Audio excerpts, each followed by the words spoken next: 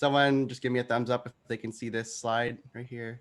Cool, cool. All right. So if you've seen some of my talks before, I use like a different theme, but I thought I'd make it a little bit different this time. I wanted to be like open and inspiring. So here we go. Work-life balance. Okay. So this first part of my series. My name is Justin Punzalan, if you haven't seen me before. I've been professionally coding for 5 years. I love self-improvement and self-learning, and it's my sixth time here. You can always add me on LinkedIn. I respond to everybody. Ask me any of your coding questions or just anything in general. Um, I'm there and I'm available for you. So let's keep going. Okay, so I just want to start off with this disclaimer. I'm only sharing what kind of works for me based on my own experiences and research. I'm not a life coach or anything like that. I'm just sharing what works for me, and it just take little bits from it and let me know how it works out. So all the topics are from the HBR guide to work-life balance right here, so you can go more in depth. HBR is the Harvard Business Review. It sounds really big and complicated, but it's really just a compilation of many different self-help books. So each chapter in this book is pretty much just a summary of one large self-help book. So instead of having you read it all, I'm just going to take little slices that I personally liked out of it and give it to you. So really quickly, I just want to give so much credit to them because this is one of my favorite books. Like the first one is just taking stock. The next one's about making decisions and managing your time, explore flexible work arrangements, taking care of yourself, manage relationships. So yeah, if you really like this talk, I encourage you to look at the book. Okay. So what are you guys gonna get out of this? Right. Let's talk about what I'm gonna get into. I always say that. So let's talk about three things.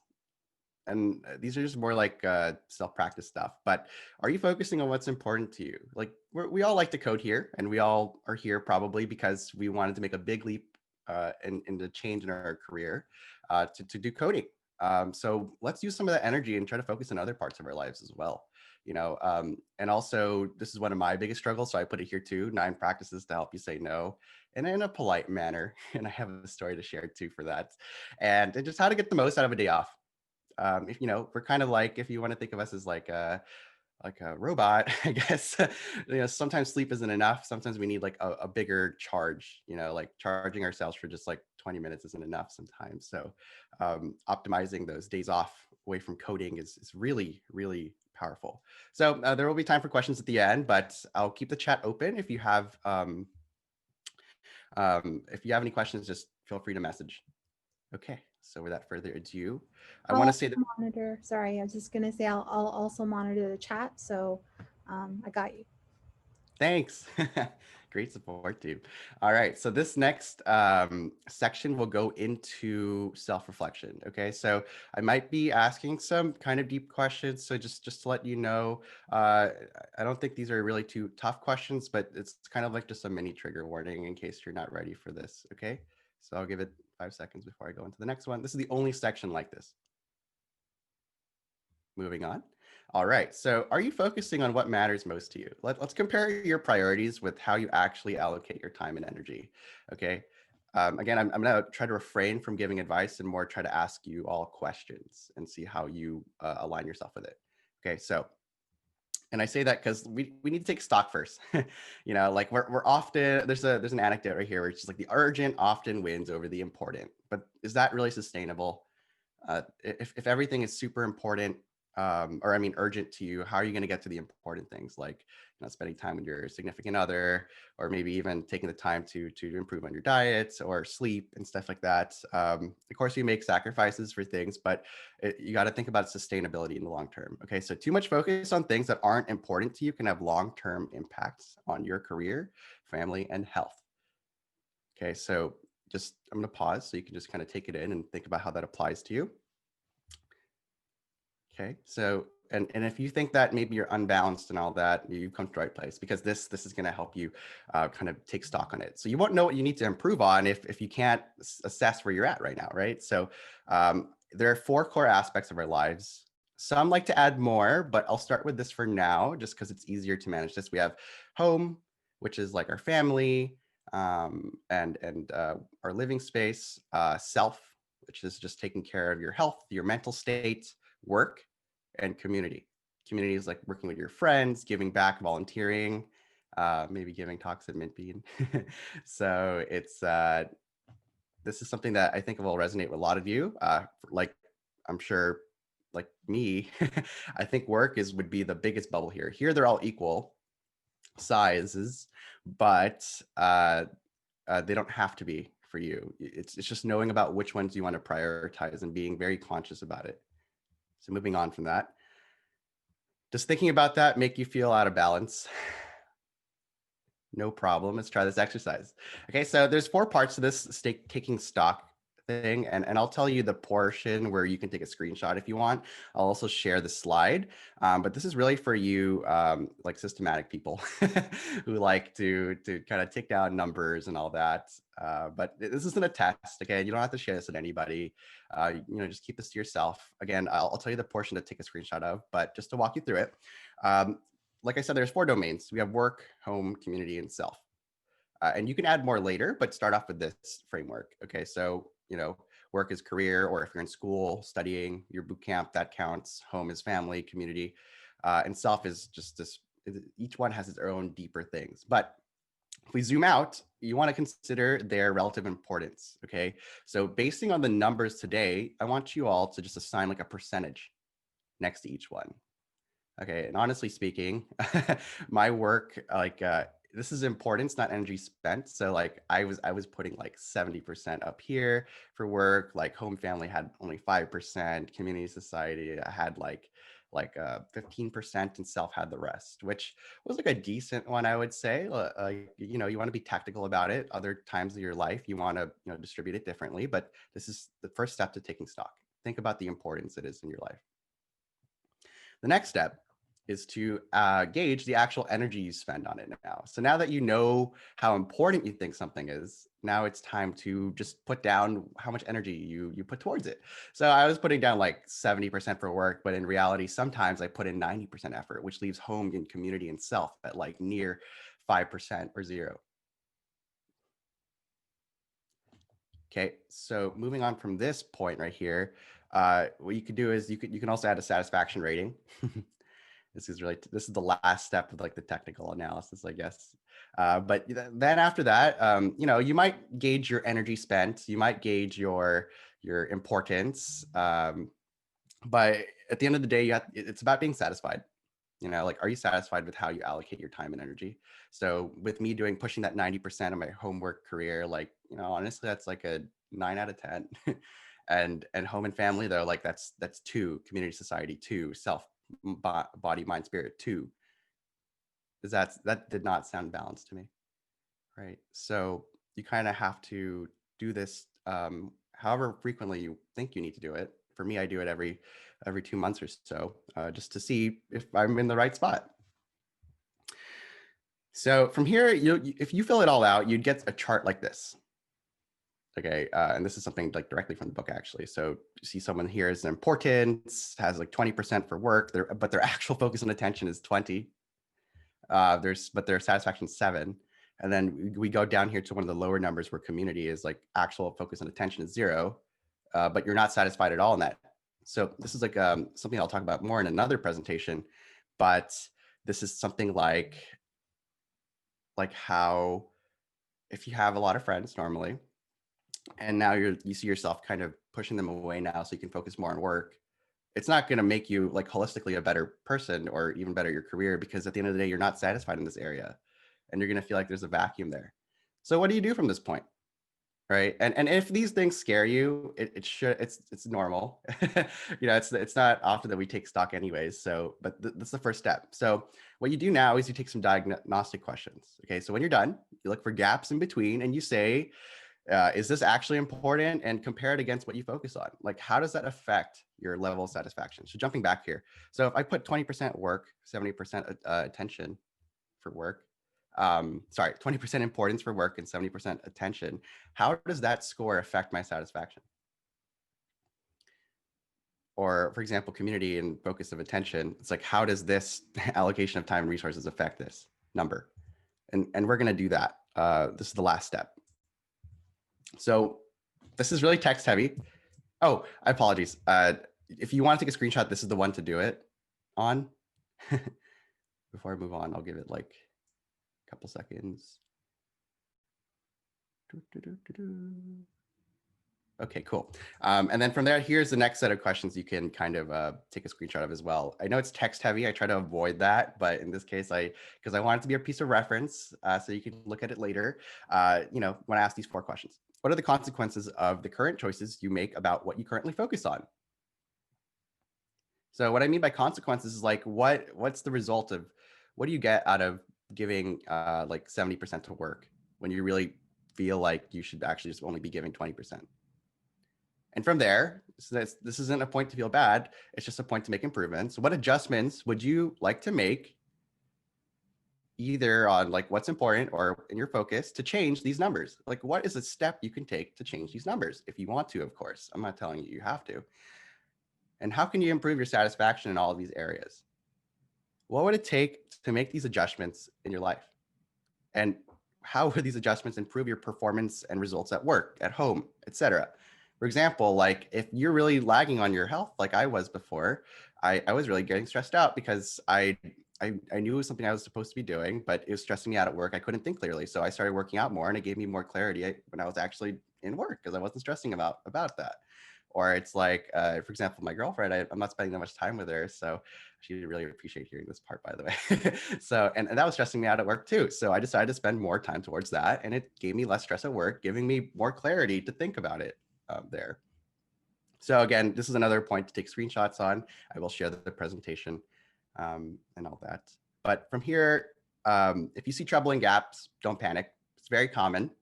And here's an example action that someone could take. This is I wouldn't even say this is overkill. This is, you want to try to make a change that'll affect all areas. You don't have to only do one. So for example, if my thing is like, I don't spend enough time with my family, or like I want to work out more and I want to get involved in my community. Well, here's one. There's a bunch of half marathon events in where I live. I live in Los Angeles. I'm sure there's a lot in New York, Vancouver, etc.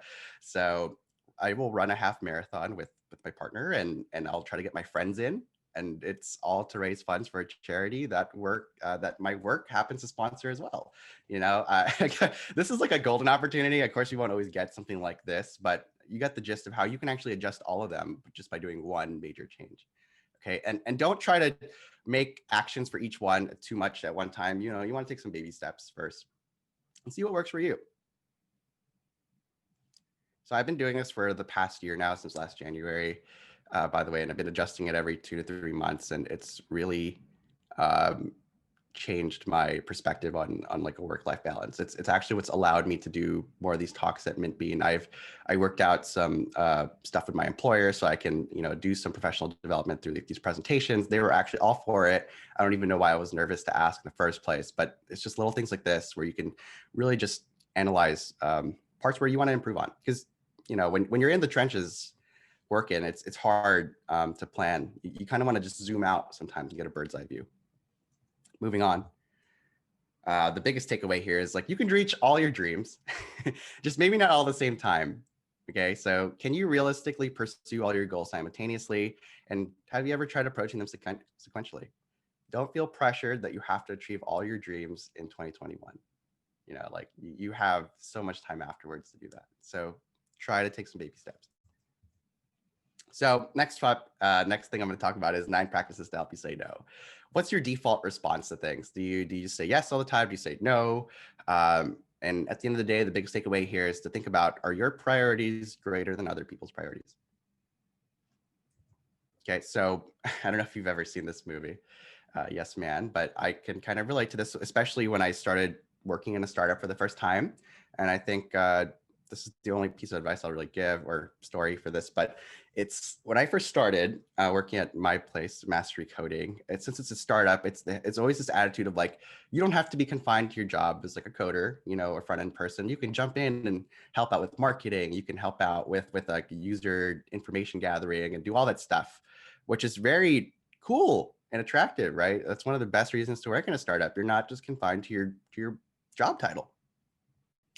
But it's important to know also that this could work in a negative manner, where it's like you just say yes to every opportunity. So for example, my boss, Alan, would be like, hey, you do visual stuff, Justin? Do you want to help with with the marketing material. I was like, yes, I do. I'd love to do that. Okay. And then now I'm in these marketing meetings that take up like half my time. And then all of a sudden I look at my actual backlog of coding tasks and I'm like, oh shoot, like I don't have time for my own stuff, and that's the job I'm being paid to do. So it's like at that point I was like, okay, hold on. I need to take a moment and not say yes to everything, even though I want to do it. I have to realize that I can't say yes to everything. And this can also apply to outside of work stuff too, where it's like if a friend needs help moving or something, it's you just gotta think about that stuff. Yeah, know your limitations. Perfect. You don't want to be overstretching all the time like I did. It took me a long time to realize that. So here's the 9 practices to say no. Okay, so I broke it up into 3 parts right here. So know your no. Convenient, right? It's easy to remember. So I just identify what's important to you, and you can use that, a little exercise from before to help you out with that. So you want to be clear on if you want to say no first. Don't say no just because you feel like you have to, or don't say yes just because you have to either. So like know where you want to spend your time. Know that first so you can be confident in saying yes or no. Next step is to be appreciative. Like I now when my boss asks me for stuff like that, I'll say like, hey, I really appreciate you reaching out to me and all that, but like I really can't because I have all this other work, and they'll respect you for that. So think of they're asking for your help because they trust and believe in you. Maybe less of the second part, but they trust you to help you out. So just be appreciative above all. You want to stay polite about this. You don't have to be mean about it. So say no to the request, not the person. This is very important as well. So make it clear that you're declining the invitation, not the person. You want to be polite. You don't need to be rude. And if anything, that'll just make it worse. So moving on. It is a bit harder in practice, but it's something you get better with. So explain why. Sometimes it's like you want to be honest. Don't make up something where it's like oh, I actually have to help out my parents with something else, so I can't do this. Like just have like a valid reason for it. Like just tell them like, hey, I'm too busy, I can't do this right now. Or if it's a work application, just be like, I think that my efforts are better focused like towards coding because that's what I do here. And again, people will respect you for that. So be as resolute as they are pushy. Some people just don't give up easily, which is an admirable trait of somebody, I would say. But because you might admire that about someone else, you should take some notes from that and be as pushy as they are, but without violating these rules. Still stay polite, still stay nice if you can. And then practice. If you really have an issue with just saying no, try it in low risk situations. When a waiter offers you dessert, say no. When someone tries to sell you something on the street, say no. It's like little things that wouldn't really hurt you, and work your way up. And the last set right here is establish a preemptive no. So this number 7, I think, is really if people are used to asking you a lot of requests all the time. Okay, and this one kind of sounds aggressive, so I'm going to talk about this one more than the other ones, but some people make repeated requests to us, and in those cases it's better just to say no before the request comes in, and not by saying, like, for example, if Navi be like, hey, can you give a talk, I'm not going to say no like that. It's more just like you establish a rule that's saying like, hey, I'm really busy right now and I most likely cannot have time to do anything, but ask me anyways if you want, but most likely it'll be no. That's how you establish a preemptive no. Okay, so let them know you're hyper focused on other areas of your life right now. That's okay. That's okay. And be prepared to miss out. Whenever you do any of these things, when you're saying no, it's you are going to miss out on things, but don't think of it as like a missing an opportunity. Think of it as more as a trade. You traded this opportunity for another one. I traded the opportunity to help out with marketing so that I could make a better app for my job, So saying no will lead to a missed opportunity, but it is a trade-off. Okay, so if you want to think of it this way, I love it this way, by the way, you're saying yes to something you value more when you say no. So, and the last step is gather your courage. If you're used to saying yes, you might feel bad, but it's okay. You might feel like you're letting someone down too, but remember that those things can cost you a lot if you don't watch out for it. Just at the end of the day, like, make sure that your needs are served over others, because if you can't take care of yourself, you can't take care of anything else. Okay, so I notice there's an error here. Important thing to bring up. If you see anything that, grammar or verbiage that you think I should change, let me know too. I'm always open to improving these. But yeah, moving on. The next time someone makes a request to you that you don't want to do, would you say yes? Okay, so how to get the most out of a day off. When was the last day you took one? I hope you all had a very good holiday break, by the way. It's my first time in the year being here. I'm super happy to be back, by the way. But yeah, think about what you did for the last day off. And I say the most out of a day off because there are different ways we can take breaks. So I'll go into micro vacations. Excuse me. It's kind of dry out here. Micro vacations and half day vacations and all that. So what comes to your mind when I say vacation? I would feel like most people would think like, the beach maybe, or going out and hiking and all that. But in my head, actually, it could also just be like taking a half day and catching up with a friend that I haven't talked to in a long time. Yes, Maria. Yes, it's also the perfect opportunity to get things done. Sometimes I take half days just to finish my errands that I've been lagging on. So that's what I'll be talking about here. So vacations don't have to be big. Frequent micro vacations can let you recharge before burning out. And again, it's based on what works for you.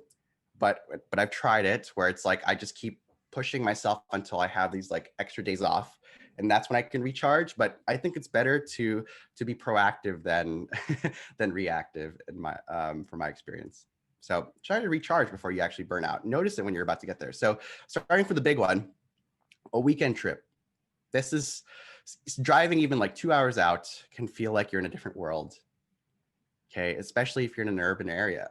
I feel like a lot of us are from these like more busy city places or suburban areas even, but everything always feels kind of busy, and everything's kind of the same. So it's nice just to drive a little bit, a couple hours out to make it feel like you're on a longer journey than you actually are. It's very recharging. For example, I took one recently to this place called Santa Barbara. It's like an hour and a half out from Los Angeles. It's a beachy town. Not even super far, but it felt like a really nice break without going like all out and traveling across the country or anything. So bye, Sean. Thanks for stopping by. And then you can also leave some margin to do some personal items. So if, like Maria said, you want to take some half days, maybe a full day to catch up on the errands you need to do. If you feel like you're always working on the weekends or weeknights, this is the perfect time to do it, or perfect thing to think about. Because for some things like me, it's like whether it's getting an oil change, cleaning my car, or going to the doctor even, man, that's an important one, right? Like it's important to know when you need to just use up your vacation days. I mean, you're given it for a reason, right? So use them. You don't, and if some employers will let you even, it's a tip for the future, maybe they'll let you use a half day instead. If you have like 10 vacation days, maybe you can only use you'll have 9.5 days left, And from here, you can also have shorter work days for socialization as well. So, as we get older, there's a reduction in how much time we spend with friends. And I think it's just a natural trend. But you can also use this opportunity to take a extended lunch. Maybe take an extra hour at lunch and meet up with somebody. I know this is a little bit different during COVID times, but I guess you could extend it to being like an hour call with your friends while you're on your lunch break here. But that's what I would do. There's a mall by my office, so I would just invite my friends over and show them around for an hour, just so I could catch up there instead of having to take a whole day and spend time with them when I can't. So that's always nice. And remote days. Okay, so look at this guy at the beach just coding. I'd love to do this, and I did it once. It was really nice. Just be careful not to get sand in your laptop. Okay, the fan is doesn't like that. So a lot of us work remotely now, and what I mean by this is like try changing the location you work at. If you have a park next to you, or maybe even have like a hotspot, maybe you want to work in like the forest or something. Just try it out, and it might feel like a micro vacation. Make it a fun experience. So yes, Navi, yeah, it works for me. I would say I'm not as productive as I am at my desk, but it's something that's more, it makes it more exciting and I look forward to doing it. It's like, man, I'm so happy to work at the beach, rather than like this, the normal chain of me just staying here in my room all the time, which isn't that bad. I feel like a lot of you can relate though, where my bedroom is also my home office, so I'm here a lot. So yeah, just the biggest takeaway from this one is just to make it exciting, make it so that you look forward to working. And with my last question for this, can you see micro vacations in your future? You can take, instead of taking a whole week off, you can take like a weekend, you can take a half day, and maybe even extended lunch. Great.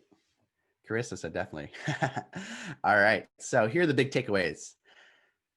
So take stock on where your efforts are being spent. Is that what you want? If not, bridge the gap. And saying no doesn't have to be a bad thing. No, just know why you want to say yes or no. When you're saying no, you're really saying yes to a better opportunity. And micro vacations can help prevent burnouts. And it's also fun, So remember, fun is a big aspect of our lives too. Don't forget to have some. So these are the big takeaways. I'll share these slides. And again, I just got to give so much credit to this book, HBR Guide to Work-Life Balance. I will have some other stuff off of this, and I have some other tips too that I've gotten from my own experiences, but I'll try my best to cite like some literature, just to have some I guess, something you can expand your knowledge on. And if you want something more clinical and tested, you could use this. So it's not just me giving you advice. I got one more quote to give you too. It's the new year. Some people like a catalyst to do some good things, but Tony Robbins, he's a amazing life coach. He has events and all that stuff. But he said, if you do what you've always done, you'll get what you've always gotten. And this thing really echoed to me because I was always just doing the same routine and all that, which really woke me up to start reading all this literature. So with that, find out what works for you, experiment, and don't be afraid of things not working out the first time. Just like your code, your life is also an experiment. Just want to see what works for you. Keep doing things, keep trying things, see what works. Thank you. Any questions? That was amazing. I love the fact that you had frameworks for making just, sometimes I feel like it's just, you don't even understand how much time you're spending, whether it's with work or community or family or just other activities. So I love that, the priority sequence and the framework that you set up. So great job. Thank you. Really appreciated that. Cool. Yeah, I'm glad you all liked it. Yeah, so if you want to, dive into a topic more deeply, or if you want to know more about like the books I read too, just reach out to me on Mintbean in the Discord or on LinkedIn. So yeah. Thanks for having me. Yeah, it's always a pleasure, Justin. We always learn so much. By the way, would you mind sharing the slides on our current event? Yes. Yeah, I'll do that for you. Okay, perfect, cool. Guys, does anyone have any questions for Justin? No? Thanks for all the kind words. I see the chat. I love the support. Thank you all. Yeah, I loved your presentation. It was amazing. Yeah, truly appreciate it, man. Bria has a question. Oh, cool. Yeah, let's see. One question. Which among a full-time role versus a freelance solution? Oh, I can't give an answer for that. It's something I kind of have to ask you more. It's based on, Priya, your own goals. If you think that tactically doing a freelance situation will help you spend more time with your family, take care of yourself, be more involved in your community, then do that. But what I also like to ask people is, can you do both? Can you do a full-time situation and balance your life?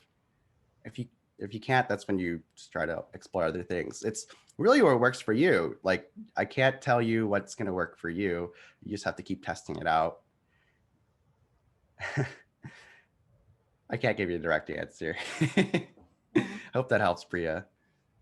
Yeah, I think that sometimes I think these questions are that this is why it would be nice to actually use the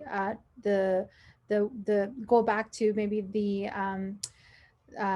workshop, the worksheet that you had, Justin. Sorry, I'm like just like at the loss of words of the framework that you had set up, where you actually like set up like how much prior prioritize what's important and answer that question for yourself.